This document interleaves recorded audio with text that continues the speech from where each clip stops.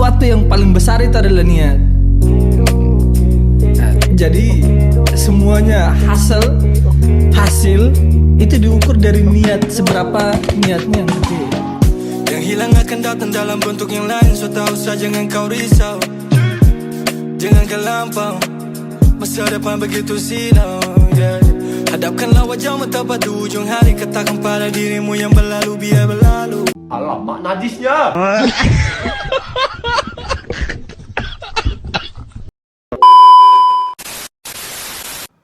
Oke teman-teman, shalom. Di sini saya akan menjelaskan materi tentang dasar Alkitab. Jangan lupa saksikan.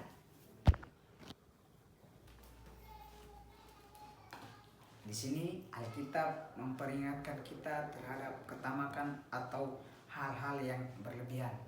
Misalnya mencari keuntungan pribadi secara tidak etis, yaitu menggunakan atau wewenang untuk meraih keuntungan pribadi, seperti korupsi dan menipu.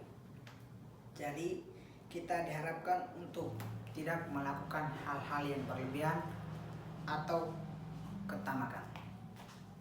Oke, kita masuk pada materi hari ini tentang Imago Dei, yang artinya manusia diciptakan menurut gambar dan rupa Allah,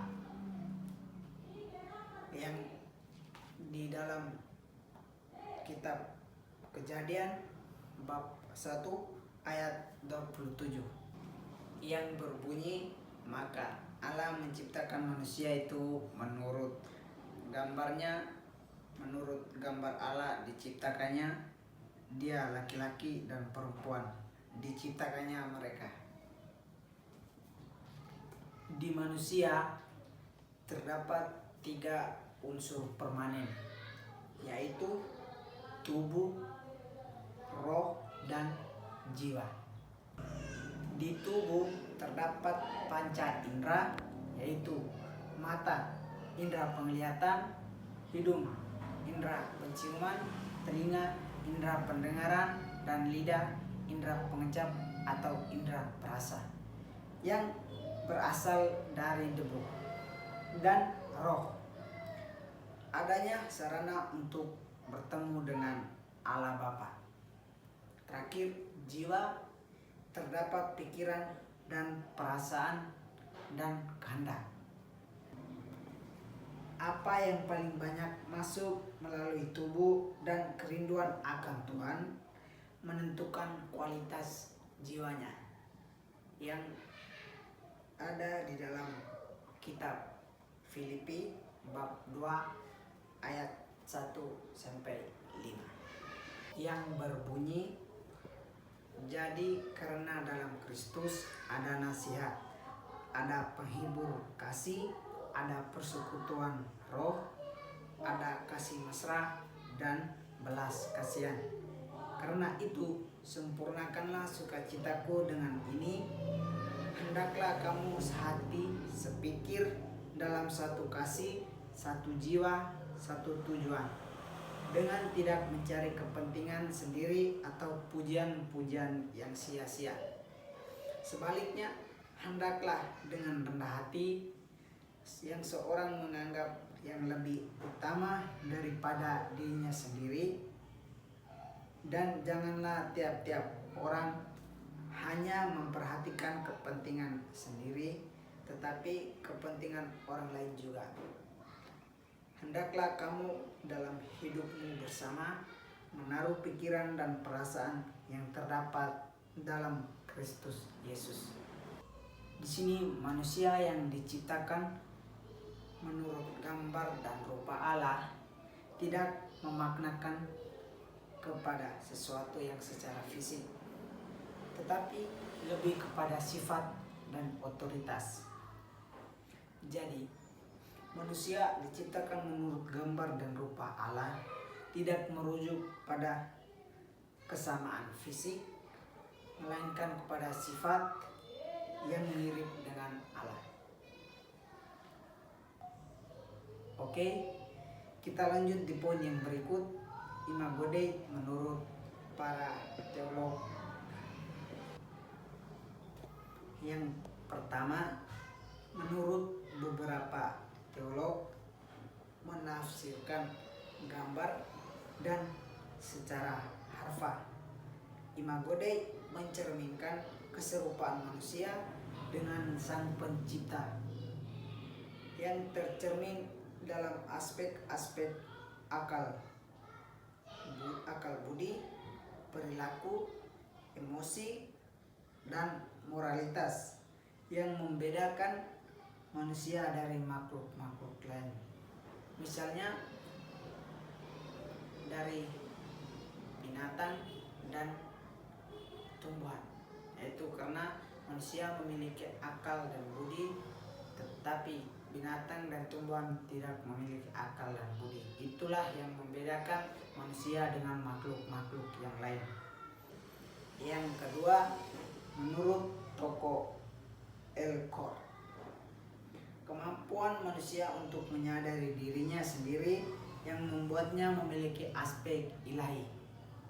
Yang ketiga, Weishaupt, menurut tokoh Westermann, tidak ada perbedaan antara istilah gambar dan rupa.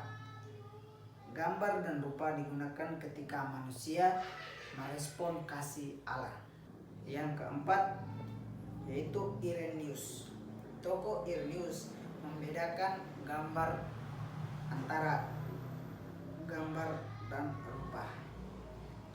Dalam Imago Dei, gambar merujuk pada unsur fisik, sedangkan rupa merujuk pada unsur etis. Yang kelima, Eratus Sabdono. Menurut Eratus dan Sabdono, gambar dan rupa Allah memiliki perbedaan yang penting. Gambar terdiri dari jiwa dan roh, sedangkan rupa terdiri. Yang keenam, John Calvin, yang menyatakan bahwa aspek spiritual yang tak terlihat dan abadi dari gambar dan rupa Allah adalah jiwa manusia. Oke, poin yang berikut adalah arti gambar dan rupa. Arti gambar yaitu manusia memiliki pikiran, perasaan, dan kehendak seperti Allah Bapa yang terdapat di dalam kitab Filipi bab 2 ayat 5 yang berbunyi, hendaklah kamu dalam hidupmu bersama menaruh pikiran dan perasaan yang terdapat juga dalam Kristus Yesus. Yang berikut arti rupa. Rupa sama dengan keserupaan atau kualitas dari pikiran, perasaan, dan kehendak. Keserupaan ini harus manusia kejar karena ini adalah tanggung jawab kita. Inilah yang disebut mengerjakan keselamatan yang terdapat di dalam kitab Filipi bab 2 ayat 12 sampai 16. Yang berbunyi, hai saudaraku yang kekasih, kamu senantiasa taat, karena itu tetaplah kerjakan keselamatanmu dengan takut dan gentar, bukan seperti waktu aku masih hadir, tetapi terlebih pula sekarang waktu aku tidak hadir. Karena Allah lah yang mengerjakan di dalam kamu baik kemauan maupun pekerjaan menurut kerelaannya.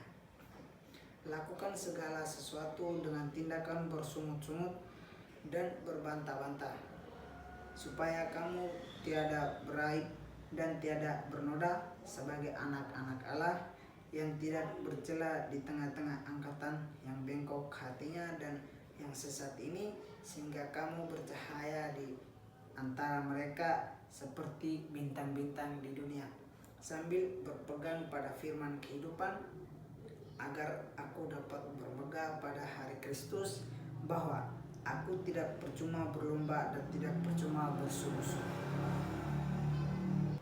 Dalam mengerjakan keselamatan itu, Allah memberi kelengkapan untuk kita, yaitu firman, Roh Kudus, dan peristiwa. Oke, kita masuk pada poin yang terakhir tentang standar dari keserupaan yang terdapat di kitab Filipi bab 2 ayat 5 yang saya baca tadi. Kualitas pikiran dan perasaan akan menghasilkan 4 potensi yang dimiliki manusia. Yang pertama, spiritual. Di dalam spiritual terdapat unsur kehidupan, unsur kesadaran atau ketajaman membedakan benar, kebenaran, dan nyaris benar. Yang kedua, intelektual. Logika, analisa, evaluasi, kritis, memilih, memutuskan, mempertimbangkan, dan menilai. Yang ketiga, potensi moral. Di dalam potensi moral terdapat etika, benar dan salah, integritas, empati, bersih, dan tepat berperilaku. Potensi yang keempat, mental. Di dalam mental ada berpikir kompleks, kreatif, survei, adaptif, daya juang, mengembang, problem solving, belajar hal-hal baru, dan lain-lain. Oke teman-teman, itu saja materi yang saya bawakan hari ini. Di sini manfaat materi yang saya bawakan tadi ialah memberikan nilai intrinsik pada setiap individu dan menanamkan rasa tujuan hidup dan tanggung jawab pada diri sendiri. Pertanyaan dari saya mengenai materi tersebut: apa makna dari manusia diciptakan menurut gambar dan rupa Allah? Oke, baik. Di sini saya akan mengakhiri materi hari ini. Izinkan saya mengakhiri materi hari ini menggunakan pantun. Pergi ke pasar membeli bunga, pulangnya mampir membeli dasi. Cukup sekian materinya. Terima kasih untuk waktu yang diberi. Shalom.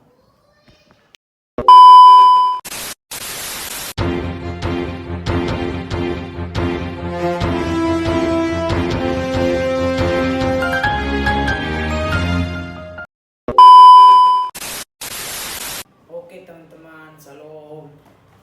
Di sini saya akan menjelaskan tentang materi.